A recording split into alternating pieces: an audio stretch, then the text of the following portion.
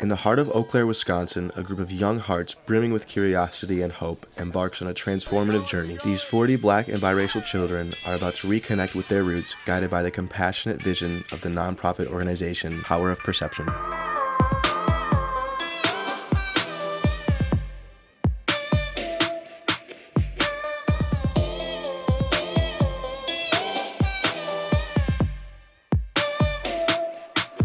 Our first destination, Johannesburg. Here, amidst the bustling energy of the city, the children immerse themselves in the rich tapestry of South African culture. They walk through history, witnessing the resilience and spirit of its people, reflecting their own heritage.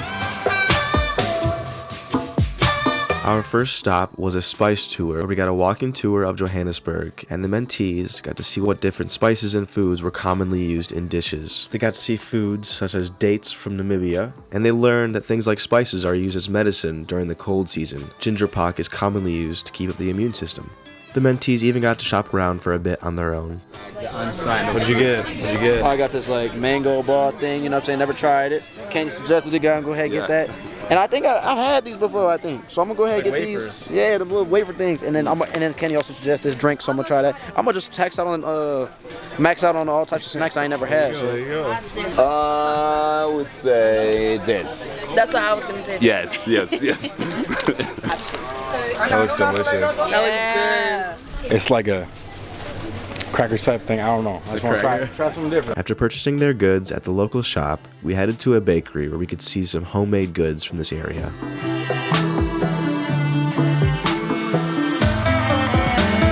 After a long day spent walking around the city, we headed back to a Hard Rock Cafe near to our hotel. It was a little taste of home I think everybody was missing.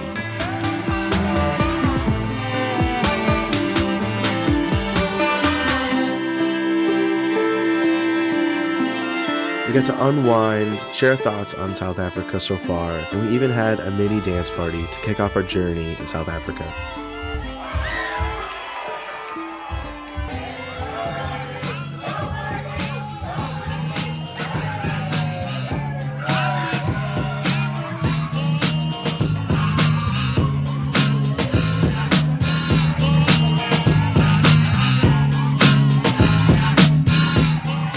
After sharing good conversation and a delicious meal, we headed back to our hotel, but first, a pit stop.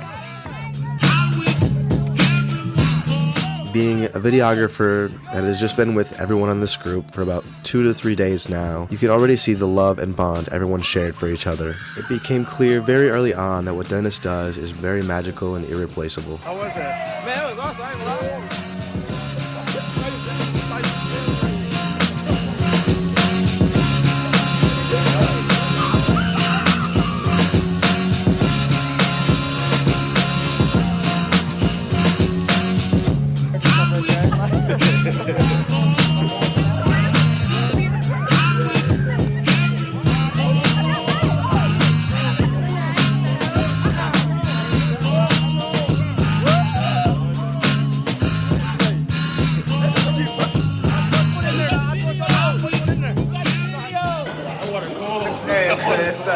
We started the journey off with some light fun and touring the city and getting a little food tour, but we very quickly jump into some deep culture and history, rooted well within the South African heritage. Our first life-changing experience takes place at Constitutional Hill, a living museum that is home to both the notorious Number 4 prison, now defunct, and the Constitutional Court, which is the highest authority in South Africa. We got to sit in the courtroom and learn about some landmark cases that have been decided here. As we walked around the prison, our guide told us the chilling stories of the men and women who were incarcerated on those very grounds. Nelson Mandela and Mahatma Gandhi are two notable people having spent time here. The conditions were inhuman, as were the reasons for incarceration. For many, being black during apartheid was their only offense. Being that this group is black and biracial students, you could see how this would resonate with them. They got to see something so criminal and so excruciatingly painful happen on the complete other side of the world, something that should happen to no man or woman that walks this earth. While touring this prison, the mentees got the honor to meet a former prisoner. Her name was Palesa. Palesa was imprisoned here at the ripe age of 12 for a total of 5 years. Her offense being that she was learning to shoot a gun so she could help in the uprising of apartheid. You could see tears forming from many people's eyes after hearing Palesa's moving story. It was really emotional. It was kind of hard seeing it's like when you visit someplace and you know that like all like it happened in history, so like all the people are like dead. Like it's different seeing a person that actually survived through it. And talking to her was, it obviously hit a lot of people. It was definitely a lot and emotional. She's brave. Just seeing how calm she is now that she's back in the same place that happened. It was a lot. Yeah, and her just being able to talk about the stuff she went through. She's a strong black woman, and that's what we need in the world. The interview we got with Palesa is included in the main documentary if you wish to watch that. After this very moving and emotional experience at the prison, we head to Soweto, where we got a little taste of their culture. We got some delicious meats and vegetables, along with some of their native music. We were truly able to participate and get an up-close look at their culture.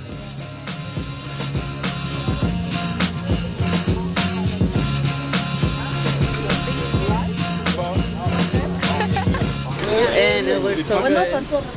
This is real food right here. This is crazy. Amazing, phenomenal, yes. Good, man. Like 10 out of 10. Like, I love trying new foods, and like this is definitely pretty cool. It's really good too. Man, McDonald's, they give my money again. After being about 8,600 miles away from their home, you can finally see the mentees start to open up and be comfortable. I will just let some clips play because it's really magical to see the experience that they have and the expressions they have on their face. Looking at this footage, you can see everyone's finally letting loose and having a genuine experience and moment in Africa.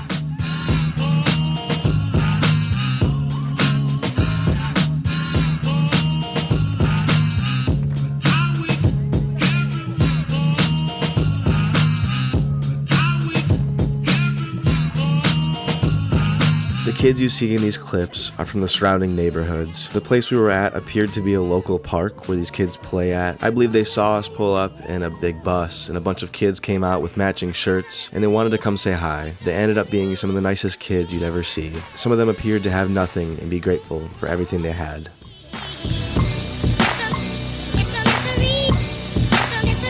Here you can see the beautiful moment when the mentees revert back to their child self, where there's no care in the world and only good things are possible. You can see the pure joy on the mentees' faces as they interact with these kids.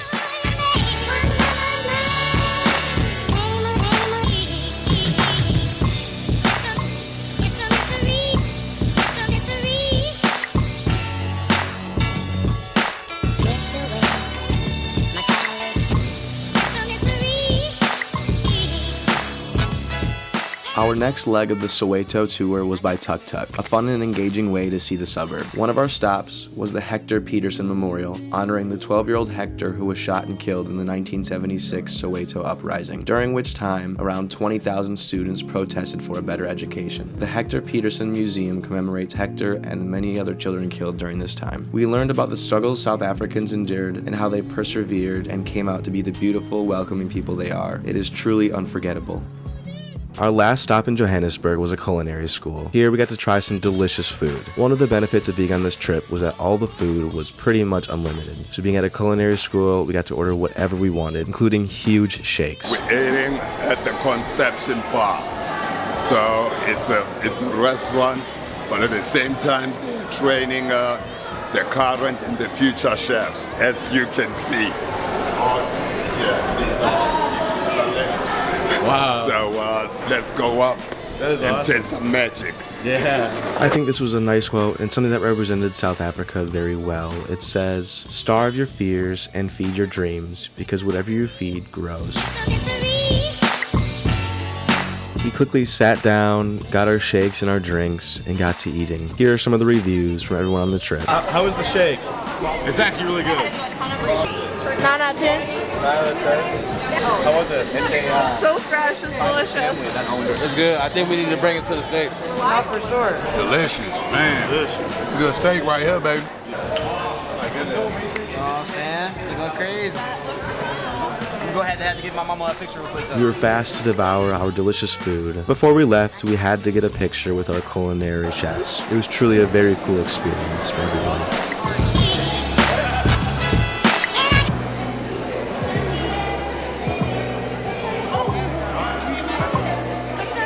Shortly thereafter, Kenny took us on a little tour of downtown Johannesburg. We got to see tall buildings and beautiful sights, and the beautiful art posted around the inner city.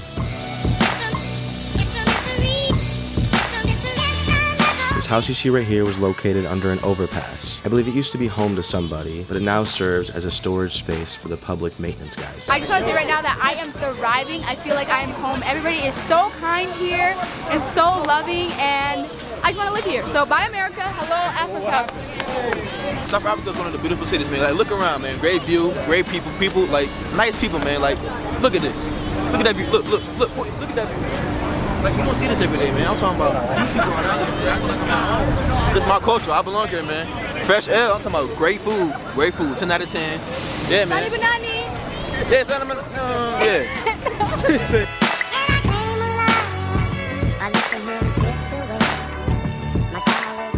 While on our journey through downtown Johannesburg, Kenny wanted to take us to this very specific spot. As you can see from the sign, it says a non-white shop. This is an original poster from when apartheid still took place here.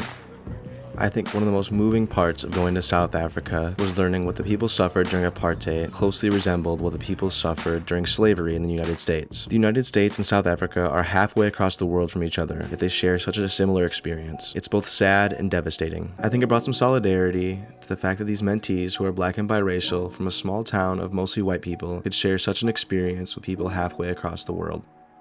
While in Johannesburg, the mentees got to learn about the deep and rich history of South Africa. We take the next portion to a lighter note, where we head into Kruger National Park to see some animals. While here, the mentees have the opportunity to see animals such as the giraffe, rhinos, and tigers. Not only do they get to see the animals, but they get to see them in their natural habitat, where they live their daily life in the wild. I'll display some of the safari trip here, but there's a lot more footage on the main documentary if you wish to see that.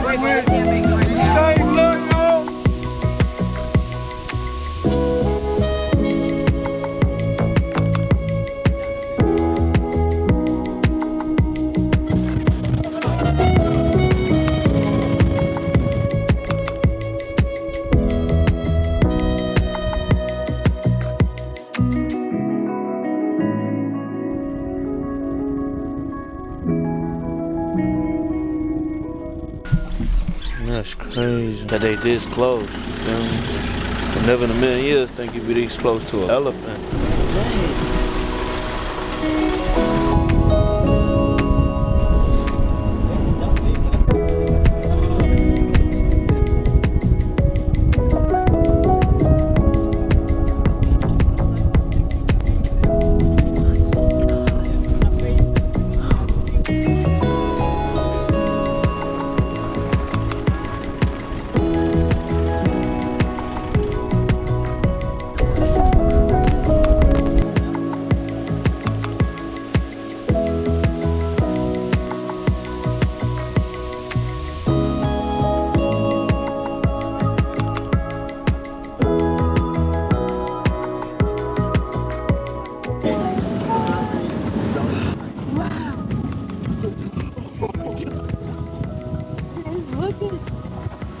Did you get that picture? While on this leg of the journey, the mentees got to see some things they probably thought they'd never see, especially in the small town of Eau Claire, Wisconsin. We leave the Umbaha Lodge in Kruger National Park and make our way to Cape Town, all the way on the southern tip of South Africa.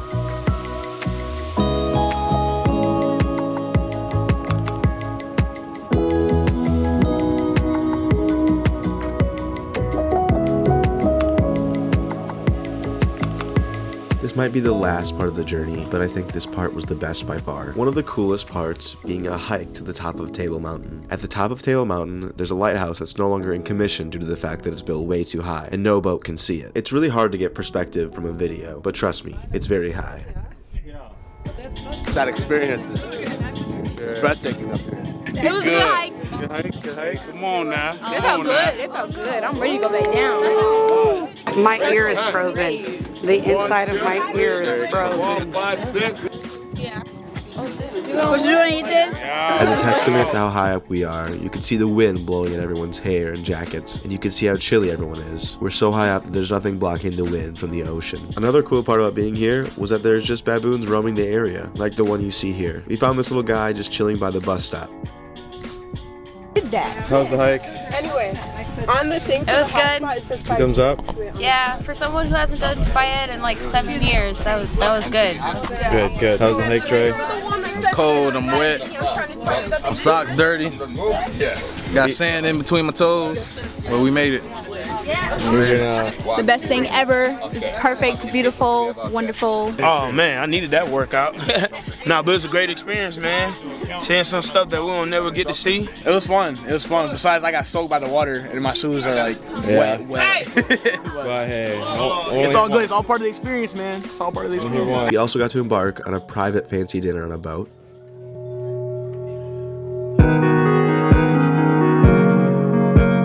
We got to visit a high school for 2 days to see what their learning is like.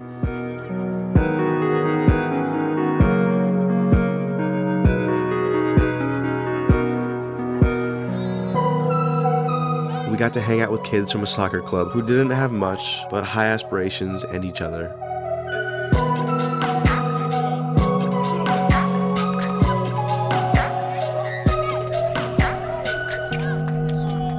Life moves pretty fast. If you don't stop and look around once in a while, you could miss it.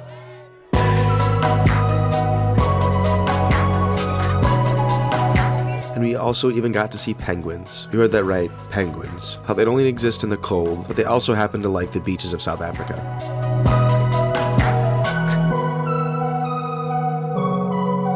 Once again, if you'd like to see more in-depth footage, there's a lot more posted in the main documentary which you can find online. Here's one last final message. As the journey draws to a close, these young souls return home forever changed. United by the threads of their shared heritage, they carry with them the echoes of Africa's past and the promise of its future. Through the lens of power of perception, they have not only glimpsed the beauty of South Africa, but also discovered the power within themselves to shape their own perceptions and narratives. And as they journey forward, they carry the spirit of Africa in their hearts, forever enriched by the transformative power of culture, heritage, and the boundless possibilities of a connected world.